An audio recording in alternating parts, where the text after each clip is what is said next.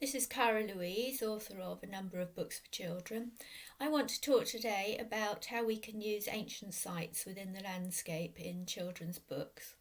There are so many different features of the landscape that we can use in children's stories to create a sense of the magical world around us. For example, there are tumuli dotted all over the landscape in certain places, such as in parts of Wiltshire. And I've used those in a number of my books, such as Cannis Major Mystery, to create this sense of a really magical landscape that children explore away from the overbearing eyes of adults. Stone circles as well, such as Stonehenge, which I used in my first book, Standing Stone. And significant hills as well. They've always been a major feature of the landscape, such as Beacon Hills, which were used to light fires at midsummer and possibly to signal to different tribes in ancient times that enemies were coming. My book Standing Stones features one of these called Old Stone Hill, which was somewhere which I used to visit when I was a child with my family when we were on our way to the beach at West Wittering, and we used to stop off for sandwiches in the evening at the place in the Sussex Downs which I based Old Stone Hill on.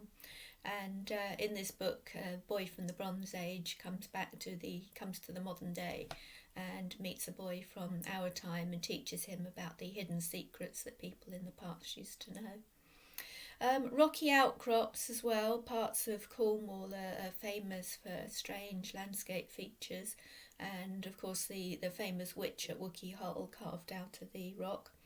I've used these kind of features in my book The Lady of the Rock, in which a young boy on his way to school every day, he sees certain faces within the rock that other people can't. It's a triple goddess feature. The first face is a young laughing maiden of the springtime. The middle face is of a fertile mother representing summer, and the third one is the ancient hag representing winter. All of those enshrined within the landscape, which was very well illustrated by my remarkable illustrator Yuri Leach. Sacred pools as well. The ancient people such as the Celts used to throw offerings into sacred pools and wells. I've used those, for example, in my novel for older children, for girls especially, 12 plus, the silent pool.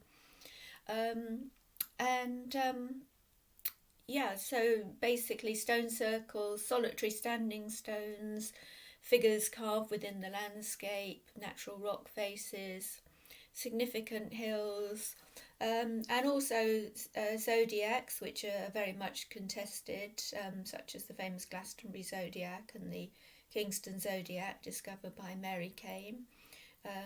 In a number of my books, I've got children going into the landscape and discovering these strange figures made out of huge landscape features which are hidden from the ordinary eye, such as in Raven Jack and the Fire of Doom. The children discover two of these huge landscape figures which are kind of guardians to the land, and when they discover that the guardians are kind of coming alive and giving messages, they discover that there's something which is threatening the whole of the landscape.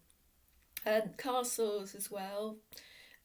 Castles, if you go to Northumberland, just driving through, every 5 minutes you find some magical vista with turrets of a castle peeping through the trees. I lived in a Gothic castle in County Durham called Branspeth, and my novel, the Hounds of Darkness, was based while I was living in that castle, and of course living in a Gothic castle I had to write a Gothic novel. And the whole area around Branspeth is just completely and utterly magical. So if anybody's in the Durham area, I'd really encourage you to go and visit it. So there are so many rich features within the landscape that we can weave into children's fiction, and it all helps to encourage a sense of magical and enable children to just sink into this magical world. Every time they pick up a book, they're in another world, and the more magical we can make it, the more we're going to encourage them to read.